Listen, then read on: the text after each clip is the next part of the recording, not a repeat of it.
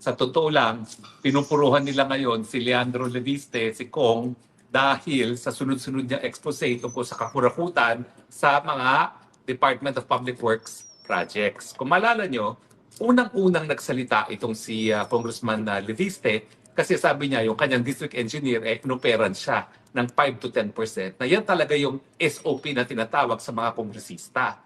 Alam niyo itong si Leandro Leviste, bukod sa anak mayaman, dahil ang tatay niyan, yung matagal ng politiko sa Batangas, si Tony Leviste, at ang nanay niya ay si Senadora Loren Legarda. Bukod sa meron ng pera talaga yung pamilya niya, may sariling na kita rin itong si Leandro Leviste. Siya yung nagpasimula ng pinakamalaking solar project dyan sa Nueva Ecija at dalawang kumpanya nga yung ginamit niya para dyan. No? Yung merong prangkisa ay ang SP Solar para sa Bayan Project at yung namang nagpapatakbo ng kumpanyang yan na hindi naman siya may-hari ng franchise ay yung SPNEC, no? SPNEC. Now, gaano ka-importante yung mga naging expose ni Sandro Leviste? Well, Sandro Leviste tuloy. Pinagsama ko si Sandro Marcos at saka si Leviste. Baka magalit sa akin si Leviste, no? Na ginamit yung pangalan ni Sandro, no? Kabaliktad na kabaliktaran siya ni Sandro. Kung ganong kakurakutan ng mga Marcoses, si Leandro Leviste naman naninindigan sa malinis na pamumuno. Gaano ka-importante yung naging expose ni Leandro Leviste, no? Leandro Legarda Leviste. Napaka-importante po niyan. Kasi ako, matagal ko na sinasabi na yung mga kongresista, lahat ng proyekto sa kanilang distrito, 5% sa building, 10% sa kalye.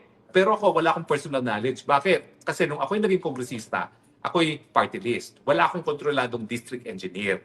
Diyan talaga nagmumula yung korupsyon. Kasi yung district engineer nagre-report sa district congressman. So, yan yung lutuan. Ang lutuan nila ay merong kontratista si congressman at lahat ng proyekto doon na pinapabid ng district engineer dapat i-award doon sa kongresista, doon sa contractor ng kongresista. Dati-rate, may kongresista mga congressman. Ngayon, napakadami na nila sila mismo kontratista. Kaya nga, nagkaroon tayo ng, sino ba dyan? Zaldico, nandyan yung Momo, nandyan din yung si Garjola, no, na puro talaga mga taga-DPWH, sila na rin ang kontratista, at sila pa rin ang mga congressmen. So yung pagbunyag ni Leandro Leviste tungkol doon sa 5% at 10% na normal SOP dati-rate, yan ay importante kasi merong isang district congressman na umamin na ganyan talagang patakaran. Diyan sa Kongreso, ang rule dyan is silence. Dahil lahat nakikinabang, huwag kang maingay. Dahil pag ikaw ay maingay at naapektuhan ang kubra ng mga congressmen, kukuyugin ka. Siguro dahil bata na si Leandro Leviste at meron siyang mga barkada, kasama na si Kong Miao Miao, no? Talaga wala siyang pakialam. Ang totoo niya, kaya rin wala siyang pakialam, napakadaming pera na ni Leandro Leviste. Kasi nga, nabenta niya talaga yung share sa SPNEC. Now, yung SPNEC ay ibang kumpanya dun sa Solar para sa Bayan.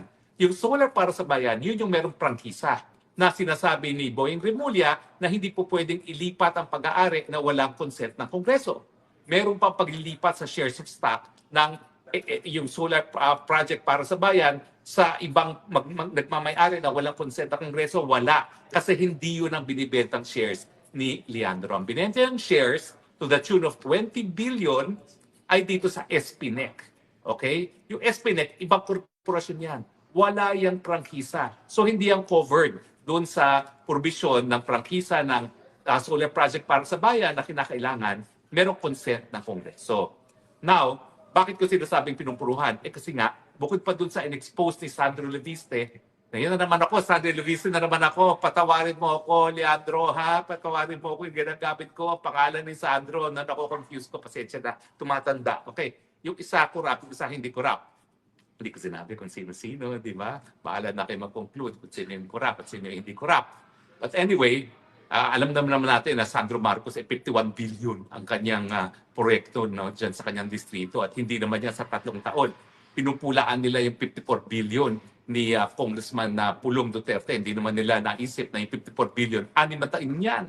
Itong 52 billion o 51 billion ni Sandro, ngayon lang po yan. Hindi yan para 3 taon, parang 1 taon nga lang ata yan. Pero anyway, hindi natin malalaman kasi nawala na nga si Yusek Cabral na nakakaalam talaga kung magkano yung mga napukubra ng mga congressmen na yan. Pero anyway, balik tayo doon sa usapan natin.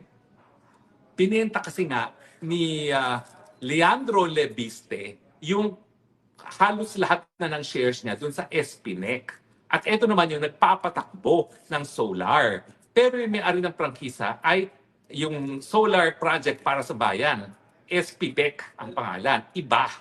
Okay? So actually, yung pananakot ni Ombudsman Remulla, sablay.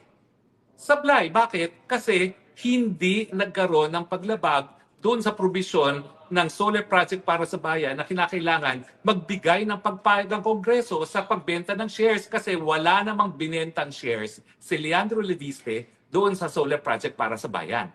Ang binenta niya doon sa SPNEC na hindi naman pinagbabawal.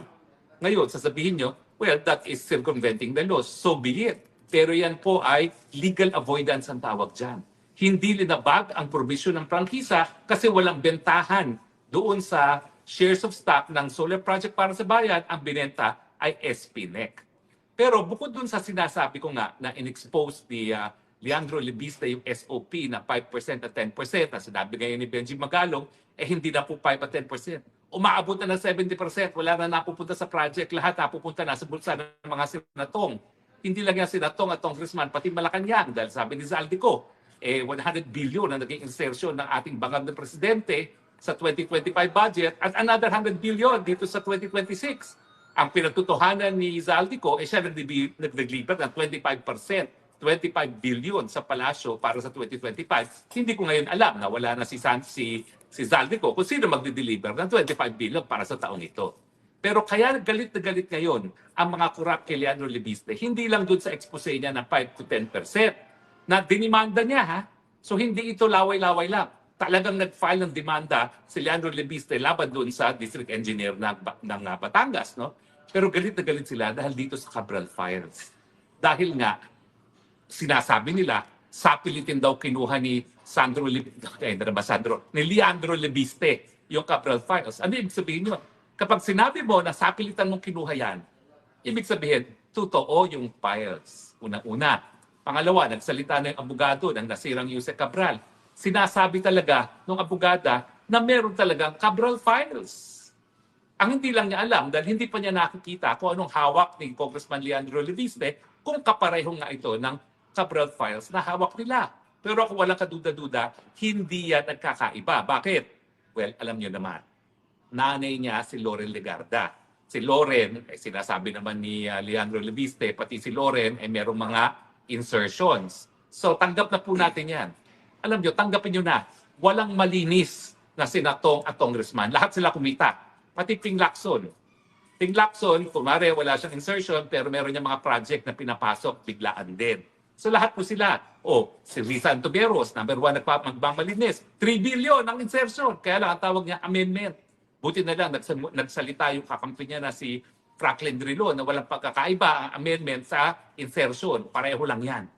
Binabago mo yung budget proposal ng Malacanang para magkaroon ka ng proyekto at kapag ikaw kasi nakapagpasok sa budget ng proyekto, sasabihin mo sa DPWH, sa contractor ko bibigay mo yan. Kaya ikaw, Risa Antiveros, alam na namin kung sino ang mga bagman mo. Darating ang punto, ilalabas na rin namin yan, tumigil ka na sa iyong pagmamalinis, kadiri ka. Mas mabuti pa siguro yung mga kurap talagang inaamin silang kurap kaysa yung mga nagmamalinis. Yan ang pinakamasama, mas nakakasuka. Yung mga nagmamalinis na kurap din naman pala. Anyway, kaya galit na galit sila dahil sa Cabral Files. Kasi yung Cabral Files, number 1, yung Cabral Files magpapatunay yung sa sinasabi ni Zaldico na merong 100 billion ang Presidente Marcos Jr. sa 2025 budget. Siyempre, may alam lang yun, si Marcos Jr., si ES, at si Yusek Cabral. Nandyan yan. Yan ang pinaka-importanting laman yan. Bukod pa doon sa kung sino-sino talagang mga congressman, mga miyembro ng gabinete at ang presidente mismo ang naglagay ng mga proyekto na hindi naman napaloob doon sa original National Expenditure Plan na sinumite ng Malacanang sa Kongreso. Kasi nga, ang kita kapag mapapatunayan mo na ikaw nagpasok sa pangtao ng budget.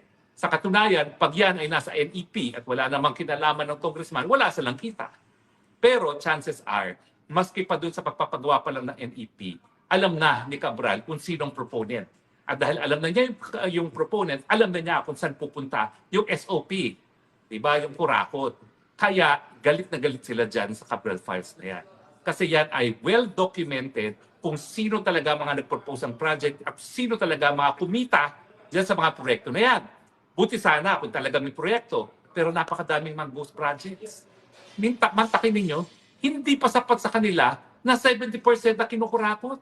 Nag-ghost project pa sila, 100% na ang kinurakot. Diba? Ang dami niyan sa Bulacan, ang dami niyan sa Mindoro. Yan po ang dahilan kung bakit pinupuruhan nila ngayon si Leandro Lebiste. Ang mensahe, bata, tumahimik ka na. Dahil kung hindi, kakasuhan ka rin namin. Pero mabuti na lang, ang kadil naman ni Leandro Lebiste ay napakalaking kumpanya, Meralco. Napakatindi naman ng mga abogado ng Meralco yan. Hindi naman papayag yan na papasok ang Meralco sa isang transaksyon na magiging dahilan para mademanda ang Meralco. Dahil ang Meralco meron sariling prangkisa na pinangangalagaan. So sa tingin ko, pananatot lang yan, Congressman Leandro Lebiste. Nais nilang itigil muna yung pagre-release ng Cabral Files. Dahil pag yan ay lumabas, well-documented ngayon kung sino talaga ang mga magnanakaw at chances are, baka walang matira sa gobyerno. Pag lumabas yan, Cabral Files yan, dahil lalabas, lahat sila, mula presidente hanggang congressman, lahat sila corrupt. Yan po katotohanan. Kaya naman po, ayon sa survey ng Pulse Asia, 94% ng lahat ng Pilipino ay naniniwala na lantaran ng korupsyon. Paano nga hindi maging lantaran?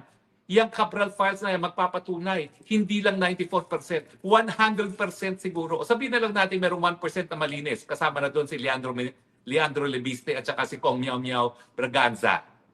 Pero 1% lang ang malinis. 99% talaga mga korap. Kaya kayong mga kababayan Pilipino, mag-isip na kayo ha. Kasi alam na natin ngayon na lantaran ng korupsyon. Anong gagawin ninyo? Wala. Nananahimik pa rin kayo. Habang kayo nananahimik, yung korupsyon, naroriyan pa rin. Dahil nagsisimula yan doon sa pinakamataas yung presidente mismo na bangag na kurap pa. At kayo, anong gagawin nyo? Wala. Habang kayo nananahimik, pinapatuloy ninyo, pumapayag kayo na mapatuloy itong sistemang kurap. Kaya huwag kayo magrereklamo kung wala kayong nakukuha benepisyo sa gobyerno. Dahil yung pananahimik, yan ang dahilan kung bakit ang sistema ng korupsyon ay nagpapatuloy sa ating bayan. Ang tanong, hanggang kailan kayo mananahimik? Sa katapusan po ng buwan, 31, meron tayong motorcade. Pagkatapos dyan, inaasahan natin na pagdating ng Pebrero, 2 presidente napatalsik na natin sa ating kasaysayan dahil sila'y corrupt. Bakit hindi na natin gawin pangatlong beses? At pwede ba, last time na ito ha? Pag tayo napatagal natin ng corrupt na presidente, last time na nito, kinakailangan ayusin na natin ang sistema. Ang akin mungkahi, tanggalin na itong sistema ng mga kongresista ini-elect o ng district level. Gawin natin ang eleksyon, plataforma, partidong iboboto nang sigurado tayo na meron talagang plataforma de gobyerno, hindi lang mga pangako. Ganyan pong natutunan ko dito sa Europa. Hindi sila nag-elect ng mga parliamentarians on the basis of district na makikipagkuntsabahan sa district engineer. Ang binoboto nila mga partido, ang binoboto nila plataforma de gobyerno, hindi personalidad. At pag ganyan po ang basehan ng botohan, malalaman natin kung ano talagang plataforma de gobyerno na susundin nila. Kaya nga dito sa Europa, meron na papatupad na universal healthcare. Pati ako nakinabang, libreng gamot, libreng paggamot, libreng edukasyon, at napakalakas na social security system. Pero eventually, nasa sa inyo yan. Kung kayo papayag sa pagpapatuloy ng kultura ng korupsyon, huwag kayong mag-ingay. Hayaan nyo mga bangag man mamuno at hayaan yung patuloy na magutom ang ating kababayan dahil sa latest SWS survey, kalahati ng Pilipino, 51% gutom. Kapag hindi pa kayo nagsalita, baka maya-maya, yung ninanais natin at pinagmamalaki nating mapayapang people power, baka maging madugo na. Dahil kapag mahigit sa kalahati ng ating mga kababayan ay gutom, baka hindi na maging mapayapang pagbabago yan.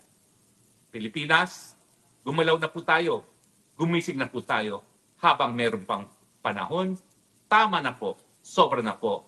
At Congressman Leandro Lebiste, minsan ako ay very proud na ikaw ay nag-sit-in sa aking klase ng constitutional law. You have made my career as a law professor fulfilling, bagamat hindi ka naging abogado at hindi ka nag-aral ng batas. You have shown that the Constitution is very much alive in the person of Leandro Leviste, dahil hindi kayo mananahimik sa kabila ng lantarang korupsyon sa gobyerno. Mabuhay ka, Congressman Leandro Leviste. Salamat po sa patuloy na pagtangkilik, ha? At hanggang sa muli po, ito po ang Spokes ng Bayan nagsasabing, I love you, Philippines. You're the only country that I have. You're the only country that I will love. God bless the Philippines.